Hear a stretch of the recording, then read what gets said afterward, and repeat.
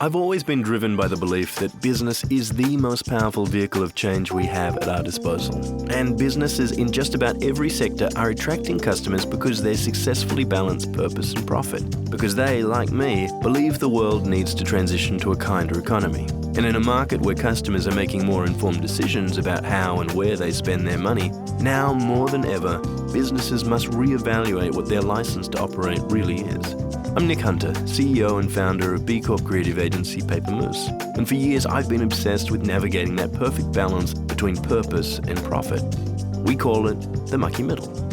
Welcome to my podcast, where I chat with successful business leaders about how they navigate the challenges that come with finding their own balance, and hopefully learn how to be a better and more conscious business owner along the way. In this episode, I talked to Sasha Titchkosky, co-founder and CEO of Koskela, about her journey from working at the ASX to starting and building a sustainable furniture business. This is The Mucky Middle.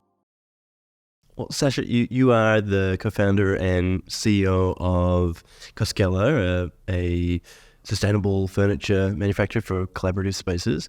I mean, I'd love to know how you got to where you are today, and you know, what did you want to be when you grew up when you were a kid? Well, I actually wanted to be a doctor working for Médecins Sans Frontières, so I kind of had that as my goal and always sort of had this idea of doing something more than just for myself, I guess. But I had a very strong German mother who was a single mum largely, and she had 5 children, and each of us, she decided what our career path would be. And she said to me, Medicare had come in or something, and she said, doctors don't make any money, you need to be a lawyer. And so then I went and studied economics and then law, and worked for a law firm while I did my law degree at night, and worked out that 1, I was never going to be an accountant, and 2, I wasn't going to be a lawyer either. But I did love kind of the psychology of organisations and companies. And after I finished my law degree, I worked at the Australian Stock Exchange. Quite an interesting role there. It was kind of a cross-legal role. Worked a lot with the board of directors and the CEO, and worked on the demutualisation and listing of the exchange on itself. So that was a really interesting transformation piece as well. So it suddenly went from being a mutual to a for-profit business that was subject to all of the vagaries of being a listed company. And yeah, I guess for me, what was really interesting was seeing what happened internally and how the culture shifted and changed. Interesting. And then, so from the stock exchange to Koskela? Yeah.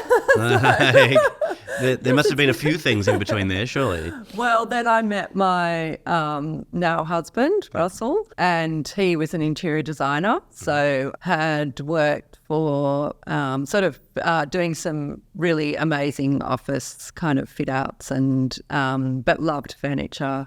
Started to dabble with designing furniture when he couldn't find what he wanted for projects. Both of us sort of happened to meet at a time when we were kind of at a crossroads in our careers, so we could have kept going on, which I didn't hate my job. I knew I wanted to leave the exchange, like I'd sort of done what I wanted to do there. And he was sort of the same. We went away on a big holiday, which was sort of the first real holiday I'd had, probably really, actually, for a long time. And as quite often happens, I think, when you take a break from sort of the things you're doing day to day, it forces you to kind of reassess what you're doing. And he always really wanted to do something with furniture. And we were sitting in a cafe in Paris, and I remember this big French bulldog staring at us from the table behind us. And he was like, well, what if we maybe started a furniture company? And I was like, what? Okay. So we came back, and I had a look at the market here, and I was like, it's really interesting. There's a lot of competition at the bottom end, a lot at the top end, but there's not much for people like us, who maybe want to do something like invest a bit in, nice furniture and have an appreciation for design, but want something that isn't 15,000 plus for a sofa or kind of IKEA. And there just wasn't anything there. And that was sort of the beginning, really. And then I consulted for a while to keep some income coming in. And that was good because then I got an insight into a whole lot of other companies and kind of how they run and what made them different. And so that was how we started. It was sort of all around the time of the .com era. So one of the things that I felt very strongly about, rightly or wrongly, was that we had to, if this business was going to work, it needed to be sustainable in the sense that it was self-sustaining. So I couldn't understand people who were borrowing or getting sort of huge amounts of money to run day-to-day operations for businesses, and they were falling over because they didn't actually have a product that people wanted to buy. That sort of meant, I guess, our growth trajectory was fairly sort of slowish and steady, but it was still growing. So similar to Papermas. We started with a Canon 5D and a set of lenses and a hell of a lot of sweat and hard work. No investment, but that's interesting. And when did the sustainability element come in? Well, that was always part of it. So when we first started, we were trying to find manufacturers to work with. I remember Russell coming home like day after day going, they're all telling me that you can't do it here. I should go to China. I'm like, this is an opportunity, guys. You know, I want to invest in your business and keep manufacturing onshore. And no one was sort of interested. And then eventually we found people who were. And the reason why we wanted to manufacture here was because we wanted to know who was making our products, what the factories were like, what was going into them. And if we just offshored it, we would have had no control over any of that and about the sustainability of our products. So that was really embedded in the company from the beginning. Yeah, amazing. It was very, ahead of its time in a lot of ways. Like I feel like we've landed in a place right now that it's there's a lot of discussion around sustainability and where's the origin of my product, and people are much more conscious of it. Has there been a big educational element to try and bring the consumer along?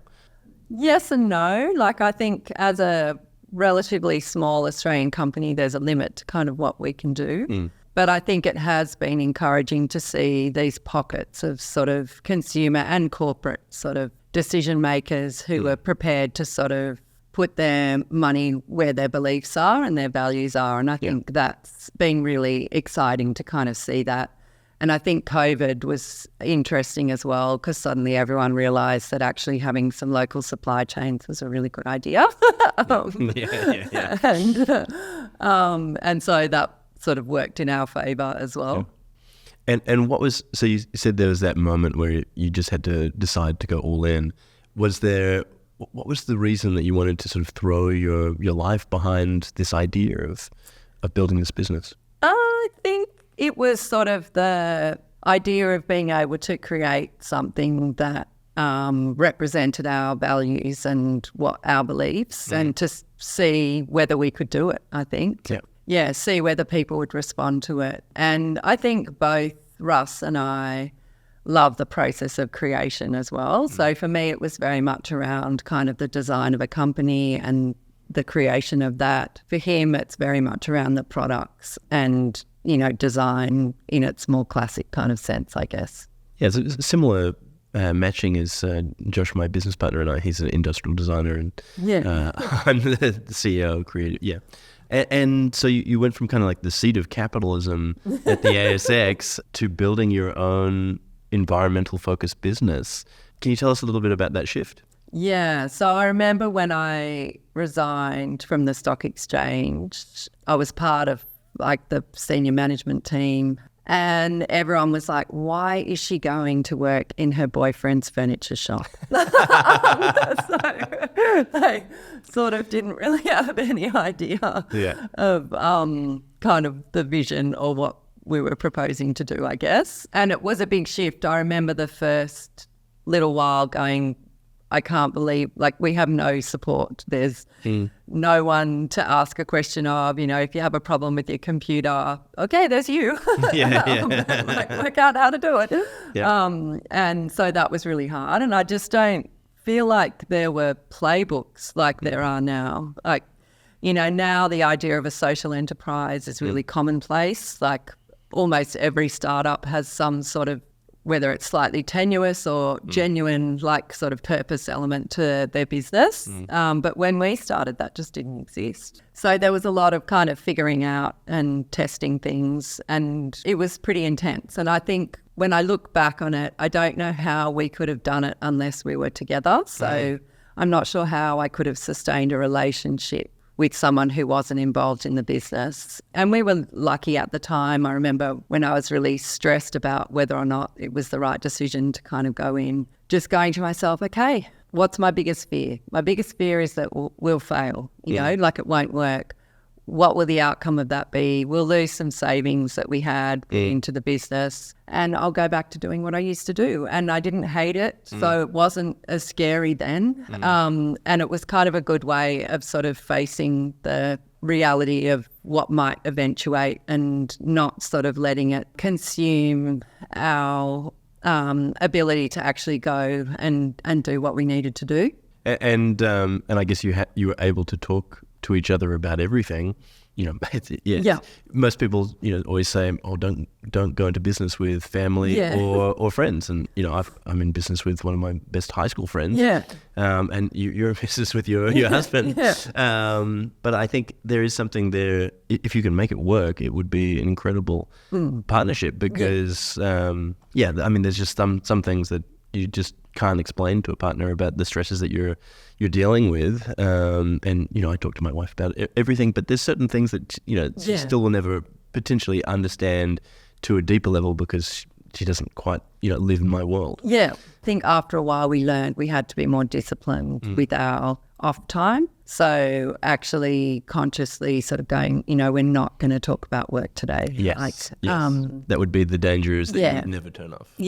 And then once you have kids, like, it then creates another dynamic that sort of forces you to just sort of rethink how you operate again. So that was kind of interesting. And then tell me, so you were also one of the first B Corps, one of the first B Corp furniture manufacturers, and one of the early B Corps in Australia. Would that be right? I think we were quite early. We were the first furniture company to get B Corp certification. So it's been good to sort of see a couple of others come in after us. I came across the B Corp certification about 3 years probably before we actually got ours, and really wanted to be to put ourselves through the rigor of that process and to understand whether what we were doing was really purpose-driven, I guess. So almost set ourselves up to be measured against a standard and see how we stacked up. I was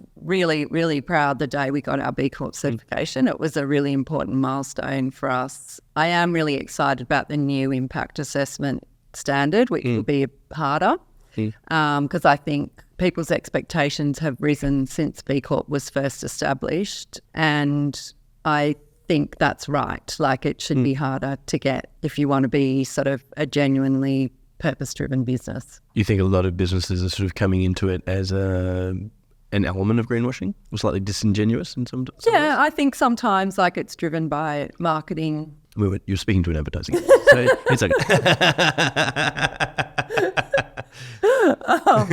Yes, rather than something that's necessarily at the core of the company. But if that means that we end up with a whole lot of better companies, then that's not a bad thing either. There are some people in the community that, you know, are really committed to it being quite sort of pure in a way, but that almost means we may not necessarily drive the change that we want to. Yeah, or limits the growth. I mean, that's definitely how we consider the types of clients we bring on. Because we'll work with quite large ASX-listed companies with the hope that being inside the church, we can sort of help shape and change some of the things that they do. But obviously, there's certain types of companies that we'll never work with. But it is interesting to see, even just recently, the furor of Havas and working with Shell. I mean, that's Shell's. I don't think there's anything that any agency could do internally there to shift what they're doing. So I think there are certain black and white lines in the sand that they need to sort of put around the certification. And I think the new impact assessment, because you won't have to just achieve a minimum score, you have to achieve a minimum score in each of the key sort of pillars a B Corp. And I think that's a really good move. Yeah, that was the reason why Josh and I did it, was because, we were trying to measure our impact. Yeah. And B Corp had all of these wonderful tools to actually do that. So that was the main reason that we did it, because we could actually go, oh, okay, yes, we are doing great in this area and we need to improve in these other areas. Yeah. And we can sort of feel like we're sort of moving in the right direction. Yeah. And I think the beauty of the certification is that you have to get reassessed. And so, our sort of view internally, it's very much that every time we get reassessed, we want to improve our score. So hopefully you just get better and better. What is your score? Well, it's a bit annoying. We're not like at the top of we're not at the top of the tree by any means. So I think our latest assessment was about 96. Oh wow, that's good. So, that's very good. Yeah, we were really disappointed because we thought we'd get over 100 last time, but well, it leaves you somewhere to go. Yeah, that's right. Yeah, There's a long way to go still.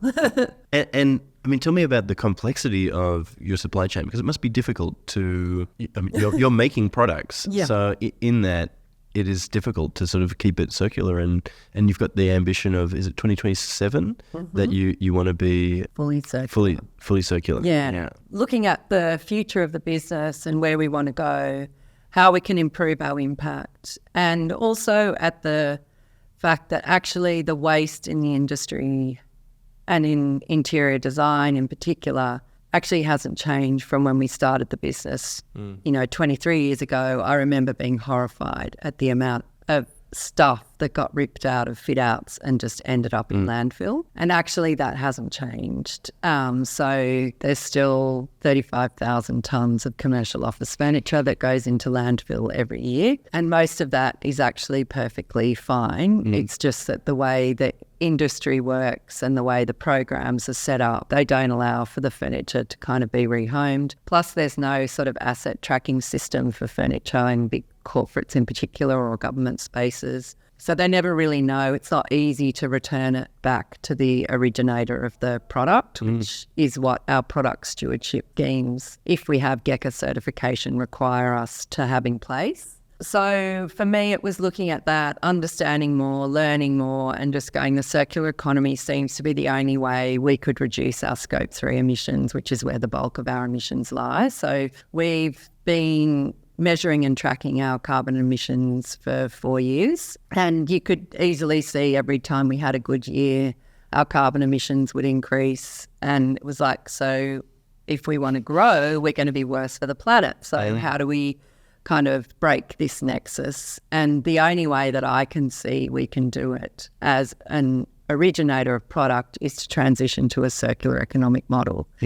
And so that means it's really a design challenge as a first step. So how do you design products that are fit for purpose, built for longevity, easy to repair, use the right input materials, and can be remodeled at end of life, or at the very least, and at kind of the final point when you can't do anything else with them, be recycled. It's such an interesting design challenge. It's probably one of the most exciting kind of things I think we've done in the 23 years, but it's a really big challenge. So internally, I probably get criticised for kind of setting the direction and not necessarily thinking about all of the things that have to happen in order to get there. But I kind of am also of the belief that you have to have a target and a goal, and then the idea is to work out how to get there. But you shouldn't let how you get there stop you from actually trying to shoot for something. Yeah, never jumped onto the moon if that had been the case. Yeah. Yeah. And I think with a lot of the sort of climate change things, if you look at the debate in Australia around emissions reduction targets, it's always been, well, how are you going to get there? But it's like, well, if we don't have a target, how do we know, how do we know where we got to go? And so it's the same idea, I guess. And it's a really big challenge. Our supply chain is really varied. So there isn't one company you can go to who can do everything. So we have, specialists in all their different fields. We try and have at least 2 manufacturers for each product. So if there's a problem with one or they're really busy, we've got the opportunity to work with someone else. and guarantee sort of our lead times and have a bit of security within our supply chain. We've sort of always deliberately worked with people who are keen to experiment, to try new materials, to try new ways of doing things. It's not always easy, particularly like in the last few years when we had a lot of people trying to quickly shift their supply chain back to Australia, but then be kind of haggling over price because it is more expensive to produce products here. Yeah. And so a lot of our manufacturing partners were under a lot of pressure. They had a lot of supply shocks as well for input materials because we don't generally have that much steel that we can get that's made onshore. Which is crazy. Yeah. So all of that was kind of difficult to manage, and then you're trying to push them, to innovate and do different things and to think differently about stuff. But we've been excited to see, like by the end of this year, all of our sofas and any upholstered furniture will have removable covers, which means, the pieces don't have to come back to us to get refurbished. We'll launch our own secondhand market, Rehome, in the next month or so. So people will be able to come and buy or trade in their old Koskela products, and we can make sure it gets refurbished and then someone else can buy it and make it part of their in 6 months? household. In another month. So, oh, wow. Okay. Yeah. Well, I should finish my renovation by then, so I'll jump on it. Excellent. So there's a lot of work happening there. Plus, we're constantly on the hunt for new materials and new ways of doing things. So our sort of two highest embodied carbon input materials are foam and steel. Steel's really hard to replace at the moment, and we're just hoping that finally we might get some government policy that actually really helps drive the growth of the green steel industry in Australia. And it just makes no sense for us to export all of our iron ore and raw materials and then re-import them again at a higher cost. Yeah. Yeah, it's madness. Yeah. So do you get involved in the policy side of things and advocacy? To some degree, I'm involved in a few different working groups and things where we're helping to sort of formulate some of that policy. But it is an area that I am really interested in. So, and I also really think that we live in an amazing country, and it'd be great to see generations to come kind of have opportunities that will exist if we start getting our act together and acting a bit faster. But it's not really just up to private, companies and things to drive that. Like, it really genuinely does need government action and policy and the right sort of framework. And I think we had a number of years where we were sort of told it was all up to, business and industry to drive that innovation, but it's just not. Just going back a little bit, you talked about, I guess, your work-life balance, and particularly, bringing up children and running a business with your partner. How do you manage that? Like, it must be incredibly challenging. I mean, I've got 2 kids myself, and I've I don't sleep that much, so I find it challenging. But also my partner's not in the business, so she works full time in an entirely other industry. How do you find that? It's not easy. Like, I'm not going to pretend it's a walk in the park, but I think there were things I sort of learnt along the way that help. So one of the things I've done for a few years is, as the kids have gotten older, I've taken a week probably every year and gone on a walking trip with a friend. And for me, that was about, no, I could go with you, Russell, but actually I need to kind of reconnect with who I was before that. And you just get time to think without being someone's partner, manager, mother, and it's just you. And I think that's been really helpful. And then I think it's just trying to also really live in the moment. When you're with family, try not to kind of bring work home and enjoy the moments that you have together. And I think COVID actually, weirdly, was really good at doing that. So The first lockdown for us was super stressful because we were in the middle of the final tail end of a renovation, living in a 2-bedroom apartment with 4 of us doing online school. I was working on the sofa in the lounge room. And we weren't sure whether the building industry was going to get shut down, and we'd be left with a 3/4 finished house that we couldn't quite live in. So that sounds stressful. Yeah. But the second lockdown was like this absolute golden moment where we'd finished the house. We kind of already had our lockdown sort of playbook, so we knew what to do with the business and how to kind of run it. And we just got time. And that was so amazing. Like, just to all be sitting there in the middle of the day, having lunch together. Like, I'd cook something and we'd all sit down while the boys had a break from school. And it was just really fun. And I think that sort of taught me that you don't always need to have stuff. Like, often it's just actually about being really conscious of the fact that you spend time together and kind of earmarking those moments. That's quality time. Yeah. And it doesn't have to be every moment of every day, but when you do get them, then grab them by both hands.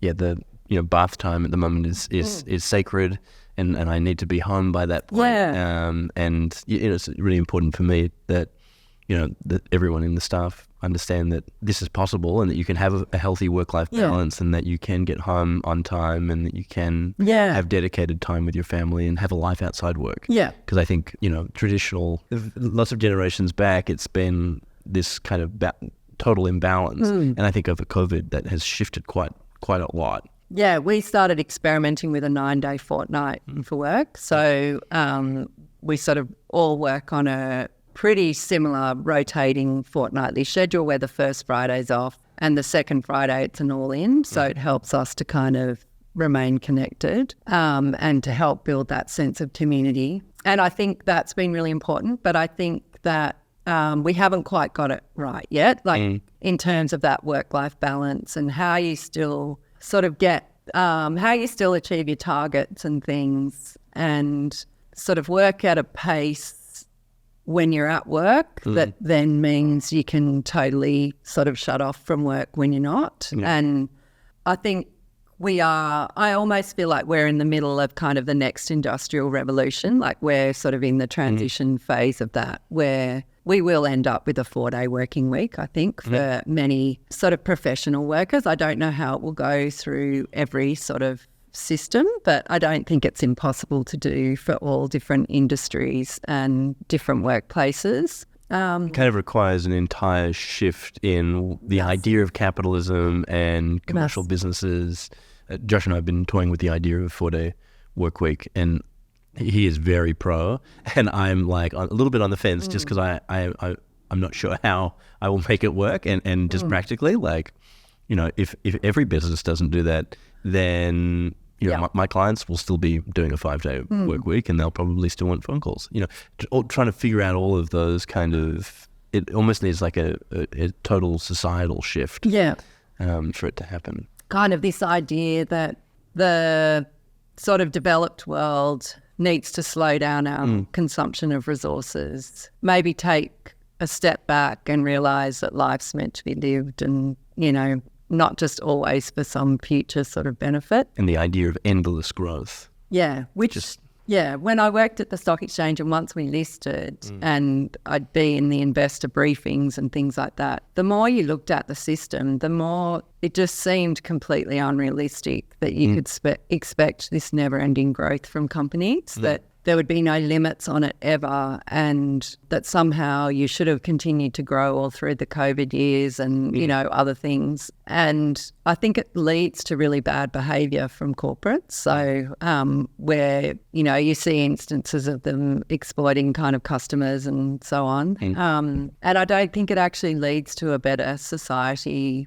I don't think GDP is the measure we should be using anymore to measure the success of our country and our economy. And I think we should have other measures that we look at, like income disparity, the rates of homelessness and sort of social disadvantage, the opportunities for school, the fact that we've now got a private school sector that's growing at exponential rates, but that sort of disparity between state-funded schools and private schools is just getting so huge. Yeah. And I think we could all have a nicer quality of life if we just had a more even spread of income across the whole of the nation and with other countries as well. So, and we'd be consuming a lot less resources, which we really need to do. Like we can't continue to consume and generate the amount of waste that we do now. No, that's a big topic. Yeah. In terms of your business, like, is there a sort of like set growth that you want? Like, how big are you able to grow without then? You talked a little bit about during COVID, your carbon emissions increased a lot because of how successful you were, which is great. But then your impact is less good. So it's this interesting, I guess, the mucky middle of trying to navigate this balance between being doing good in the world and being commercially successful. But yeah, it is a funny thing of trying to find that balance. Where's the sweet spot, do you think? I don't know. I'm not sure if I found it. So one of the things we are looking at is part of sort of the transition to a circular economy is also looking at different business models. And one of the models we're looking at is like a subscription or service model for furniture, which changes kind of the whole nature of the business. And it's a more sustainable business model. Like I think for us, one of the hardest things is that we're a project-based business. Yeah. So, from 1 month or 1 quarter to the next, the revenue can vary dramatically. Yeah. And this sort of gives us an opportunity to have smoother growth, which has an impact on everything actually, like in terms of people and, how we run the business. And that's sort of probably one of the most exciting kind of things that we're working on at the moment. Wow. And I think it really does start to tackle this problem like properly. And even if you are doing good with the profits that you generate, at the end of the day, you're still using precious kind of resources that we have less and less of. So I think that's, I don't know. It's a really tough decision, I think, and a really tough issue to grapple with. It's almost a behaviour change issue as well, because you need to try and convince people that you don't need to own the couch. You can rent it. Yeah. And you can rent it off us for 12 months or 3 years or whatever you want. Yeah. And is that primarily a B2B model, or are you imagining that it would also happen in a end consumer as well? The only sort of area we see there being a really good possibility for a sort of a B2C play is within the build-to-rent market. So where a tenant could potentially include furniture in their rental. Yeah, interesting. So, but otherwise the consumer credit laws, and it becomes way more complex if we're dealing with individuals rather than businesses. So. Yeah, interesting. But I have often thought about, what would like just a really solid, healthy business where everyone who worked for us had a really good quality of life. They knew they were going to get paid, a good salary that enabled them to kind of live the life they wanted to without it necessarily being super extravagant, but where everyone sort of felt like they had enough and we all really enjoyed working together. Like, what would that actually mean? What would that look like? What would our revenue need to be and our profitability so we still had money to invest in new ideas? And I haven't kind of worked that out yet, but it is something that I think about often. Because I think we just worked out, even in COVID, that we didn't need half this stuff that we sort of surround ourselves with. And that actually what we all valued the most was time. And I mean, not everyone had a great time during COVID, and I don't want to sort of gloss over that. There were many people who experienced really severe hardship and loneliness and all sorts of things. But for us, definitely it was around that and the value of time. Yeah, no, I felt the same. And particularly bringing up two young boys, the idea of so much stuff, and we live in a small, two-bedder house, and we're always just pleading at birthday time. It's like, please don't give us anything. They have enough. They have so much stuff. They don't need any more stuff. But it is a big shift, particularly I think in my parents' generation, and they just love to buy things, and it's like we don't need that. We just need time together and a cardboard box, or, like whatever it is that's recyclable. Well, there are great toy subscription services now you can get where, because they grow out of toys, you can subscribe to that. They get something new, which is interesting and fun to play with for a period of time, and then it goes back, and then something else gets delivered. Yeah, it's a great idea. That's such a cool idea. Yeah, really cool. And then, are you in the office one day a week at the moment? No, I'm in most days probably. I'm normally working from home. I try and work out one day a week where I have no meetings, and that's the time where I work from home.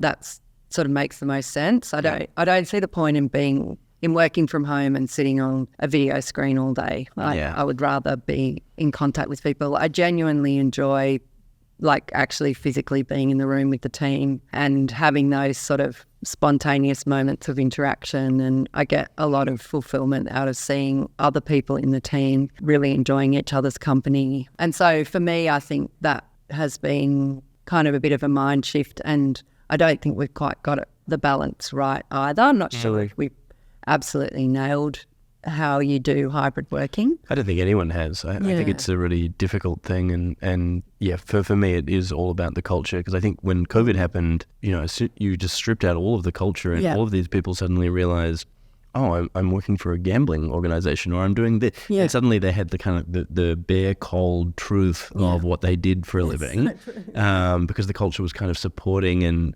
kind of almost distracting people, particularly at least in some of our competitor agencies. So it was relatively easy for us to recruit during that period, because everyone suddenly realized what their businesses were without the culture. Yeah. But now we're in this sort of hybrid zone, and our culture has probably suffered as well.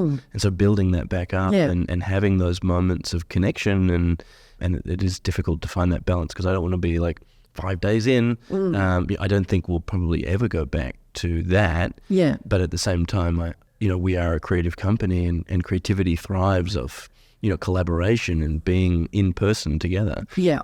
So it's a difficult nut to crack. Yeah.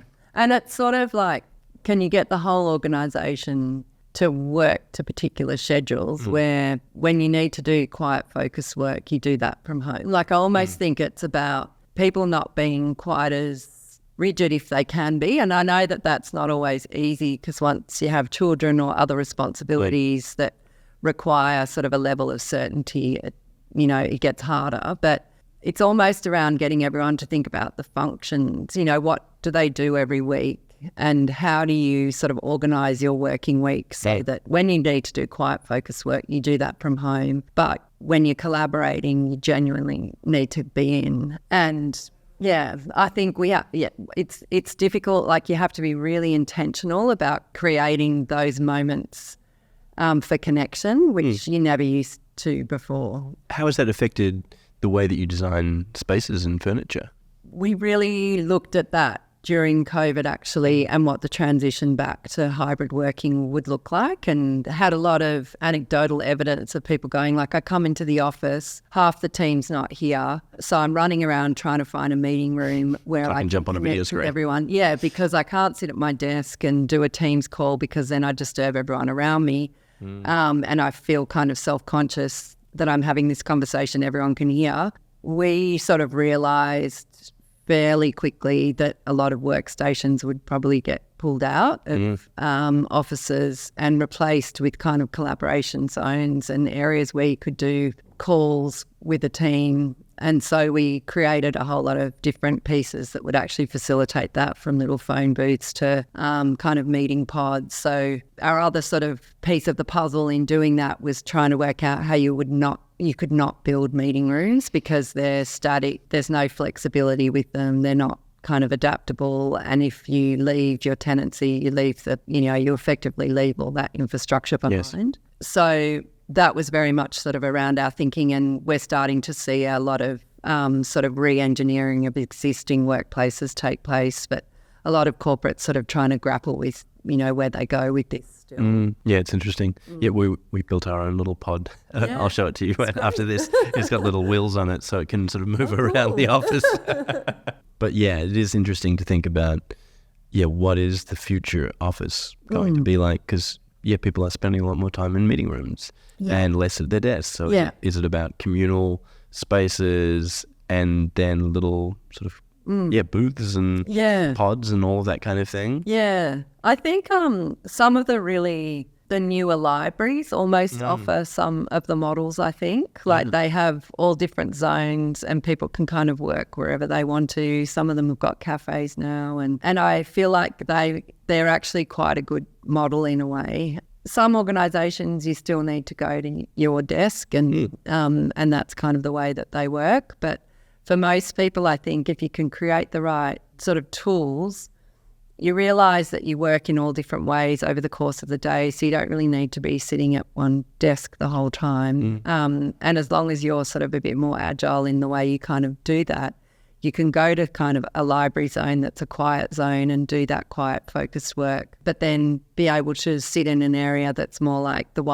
has the white noise of a cafe, which people often really enjoy working into. And then have areas where it's, really active and you can make as much noise as you want as you're coming up with ideas and collaborating. And it's quite exciting, I think, to see all of that. Cafe, sort of library and gymnasium. Yeah. Yeah. I like that. And outdoor spaces. Yeah, outdoor spaces. Yes. And then I guess how do you keep up with, because you're designing for a fairly changing ecosystem of workspaces, and I imagine the lead time in building products is quite long. Yeah. How do you make sure that you're making something that can hit the market just at the right sweet spot? Oh, it's a gamble. Yeah.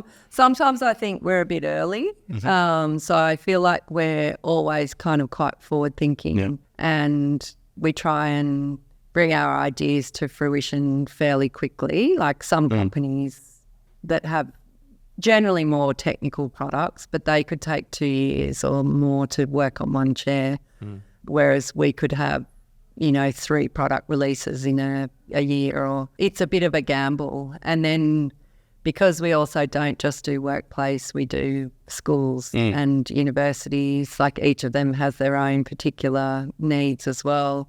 And then we've got our residential customers too. So one of the things we didn't do was sort of create a company that was really simple. So, which has been one of the more difficult things I think about when communicating what you do and and just sort of still being fairly small, having enough resources and headspace and time to put into each of those different customer groups. But it's also meant that we've got kind of counter-cyclical products. So when one sector's slow, there's, an opportunity to backfill revenue from that sector with another, which has been really good. So over the last, you've been on a big journey. What do you think entrepreneurs don't necessarily, what do you think people underestimate before going into business? They possibly sometimes underestimate the amount of work that's involved in actually getting an idea off the ground. And then I think it's probably around what comes next. So once you've sort of got the idea off the ground and it's going, I think it's another skill set actually that you need. And that's probably one of the hardest things to recognise and also to work out how you deal with that. Because managing compared to being an entrepreneur are two different things. And I think that's tough, to sort of realise that and to work out whether you've got the right people in the team or do you have the right resources to support you in that. Or can you hire someone? And if you hire someone in, do they have all the same, are they on belief the same structures and culturally and everything? And I think that's a really tough one. Yeah, definitely. That's definitely the most challenging. And how did you manage your transition from entrepreneur to, I guess, CEO, chief executive? Well, I don't know if I have actually, if I'm honest. You're still in the entrepreneurial mindset, or you're... I think I know that that's probably my strength. I'm actually not great at that kind of methodical, steady, sort of process-driven kind of rollout. Yeah. You're more like a wartime CEO, or they describe it. Which is why, like, when COVID happened and we went into the first lockdown, I loved it. Yeah, you thrived. Like, I just was like, we could blow up like a business model and try something new. And it was so innovating and exciting to kind of have to just make quick decisions and respond. And I really thrive in that kind of an environment, and find it much, much harder to do the really kind of detailed sort of that kind of work. Yeah, I can empathize with that. Yeah. I think that's probably why we've continually changed so much over the last 12 years, because, as soon as I feel a bit comfortable, I'm like, okay, what's next? Where else are we going? What else can we innovate and change? Which is, I think we've gone through like 3 or 4 different iterations of what we are. Yeah. And I'm sure there'll be another one around the corner. Yeah. And I think it's difficult sometimes for people internally. Yeah, one of the things I kind of realised was that not everyone responds to change in that way. And also the requirements of the business could be quite different in the next evolution. Yeah. Yeah, that's hard. So, change management is definitely not one of my strong suits, but I've definitely become a lot better over the last 12 years. But I think it's also important to recognise that it's kind of what probably makes your business survive, the fact that you can sort of put your head above the parapet, look at like the landscape and go, aha, that's like an opportunity, or that's where we need to go. And I think otherwise you can just get bogged down in kind of, this is the way we've always done it, and then before you know it, your Kodak. Yeah.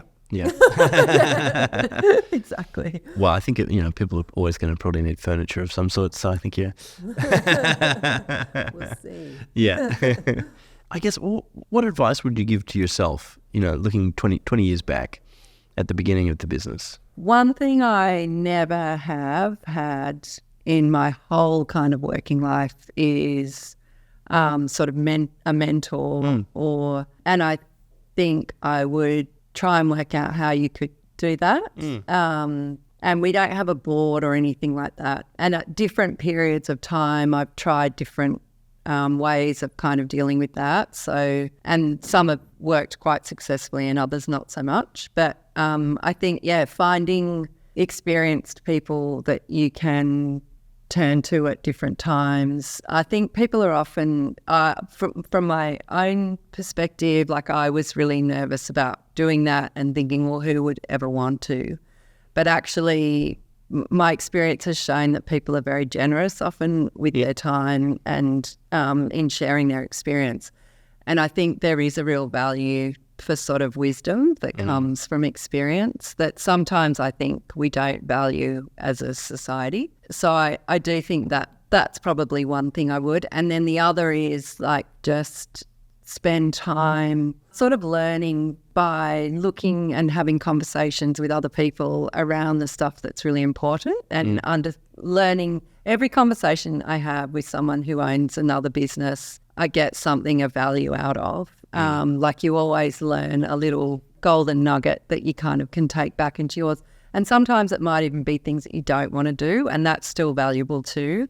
So I think it's almost like being more intentional around that, spending more time, getting to know people. I think being part of the B Corp community, it's a tricky one because I think there isn't sort of a formal structure to allow for that cross-pollination. So you do almost have to just kind of go out on your own and reach out to people. But I think that's probably a really good place to start.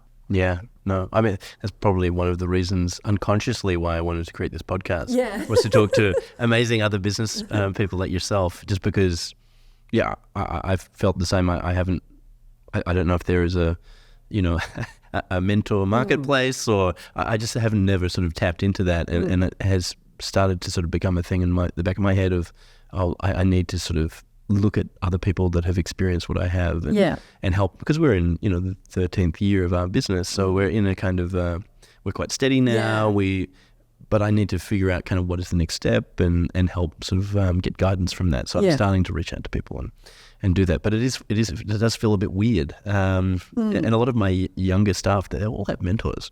I was like, I talked to my mentor. And I was like, wait. I know. It feels like a generational thing. How did I miss that? I feel like I should have done that 10 years ago, but just sort of missed it.